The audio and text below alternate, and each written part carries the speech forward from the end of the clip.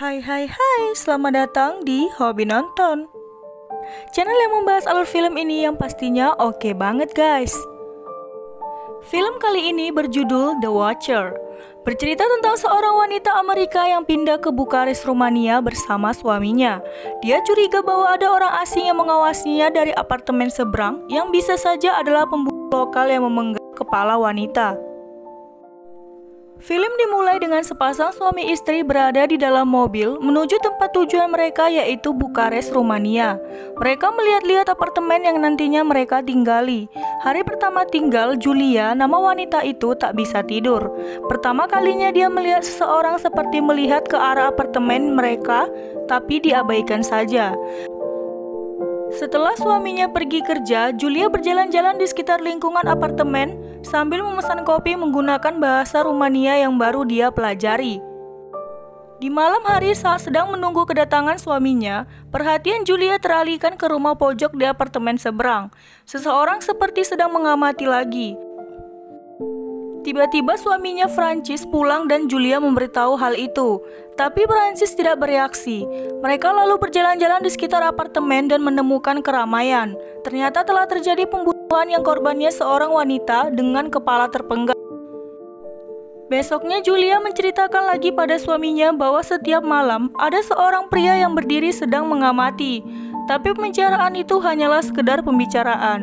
Saat hendak membuang sampah ke lantai bawah, Julia tidak sengaja bertemu wanita bernama Irina. Mereka lalu berkenalan.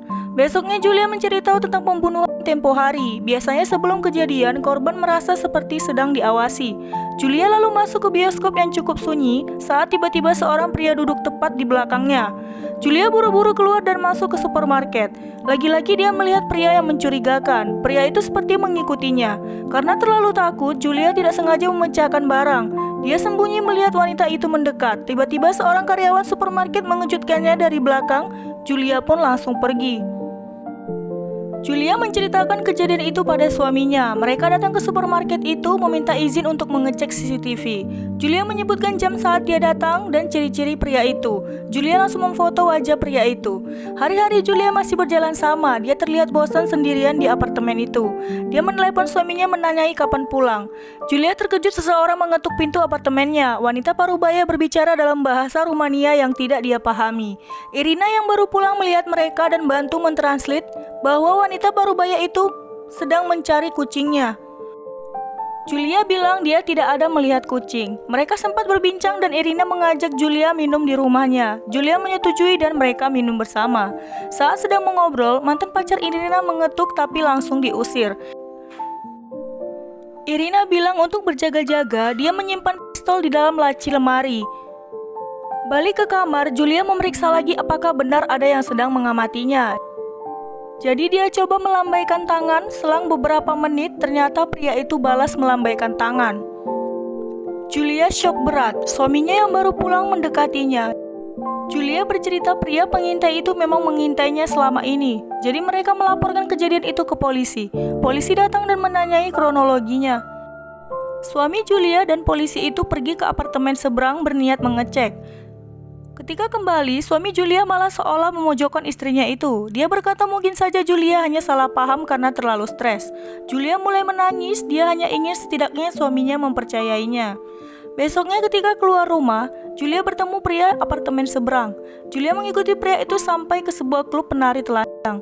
Dia terus mengamati pria itu yang ternyata bekerja sebagai petugas kebersihan di sana.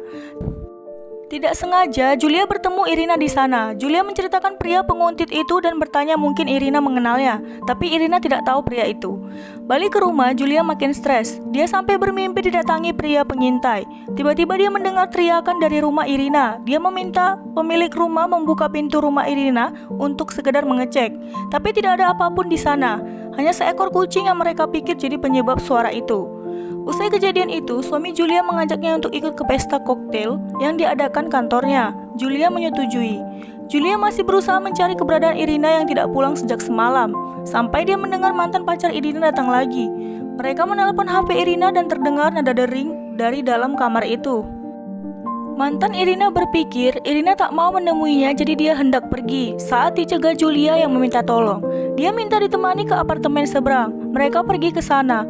Pria itu mengatakan sesuatu dalam bahasa Rumania yang berarti jangan mengganggu Julia lagi. Karena merasa terganggu, pria seberang yang ternyata bernama Daniel Weber melaporkan Julia ke polisi. Pria itu merasa dilecehkan karena Julia mengintainya dan datang ke rumahnya dengan berteriak. Mereka sepakat menyelesaikannya dengan kekeluargaan lalu saling bersalaman sebagai permintaan maaf. Julia dan Francis, suami Julia, pergi ke pesta koktail. Francis mulai memperkenalkan Julia pada rekan-rekan kerjanya. Mereka membahas kejadian pembunuhan. Mereka membuat lelucon dengan bahasa Rumania yang mereka pikir Julia tidak tahu. Padahal Julia sudah mulai pandai berbahasa Rumania. Karena tersinggung, Julia segera pergi dari tempat itu. Francis mengejarnya dan bilang dia muak dengan fantasi busuk yang Julia buat soal pria pengintai. Lalu dia pergi meninggalkan Julia sendirian. Julia yang hendak pulang ke rumah menaiki kereta dan malah bertemu Daniel Weber. Saat kereta tiba-tiba berhenti, pria itu mendekati Julia dan berkata kereta sepertinya tak sengaja menabrak hewan. Jadi mereka berhenti untuk memperbaiki. Julia berterima kasih atas informasi itu. Dia juga bertanya mengapa Daniel mengikutinya.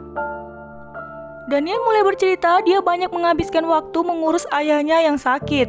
Hingga suatu hari pergi ke jendela dan mulai menatap orang-orang. Selama ini tak ada yang menyadari sampai Julia datang. Dia melanjutkan bahwa mendambakan gadis cantik yang menatapnya balik. Itulah sebabnya hari itu dia membalas lambaian tangan Julia.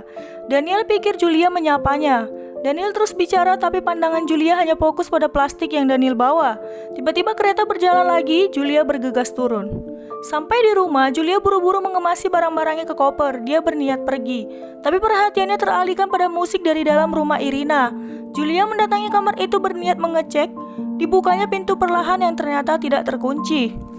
Julia masuk dan mulai memeriksa. Betapa terkejutnya dia menemukan jasad Irina tanpa kepala. Tiba-tiba Daniel muncul dari belakang dan langsung membekap kepala Julia dengan plastik. Sampai Julia hampir kehabisan napas. Saat plastik dibuka, Daniel berkata, "Halo." Terdengar dari kamar Julia, suaminya sudah pulang. Julia mendengar suara dan berniat minta tolong, baru mengatakan satu kata, Daniel langsung gorok leher Julia. Julia berjalan ngesot mencapai lemari tempat Irina menyembunyikan pisau. Tapi karena terlanjur kehabisan darah, dia tidak sempat menjangkau lemari itu. Julia yang sudah terbaring lemas dipandangi Daniel dan menaruh tangannya ke tangan Julia. Dia lalu pergi membersihkan pisau dan tangannya yang penuh darah. Sementara Francis yang masih berusaha menelpon Julia mendengar nada dering Julia dari rumah Irina. Saat keluar rumah, berketepatan dia bertemu Daniel. Tiba-tiba suara terdengar dari dalam kamar seketika Daniel tewas. Julia menembaknya beberapa kali. Francis yang menyaksikan kejadian tersebut hanya diam terpaku dengan wajah bersembur darah. Dan film pun berakhir.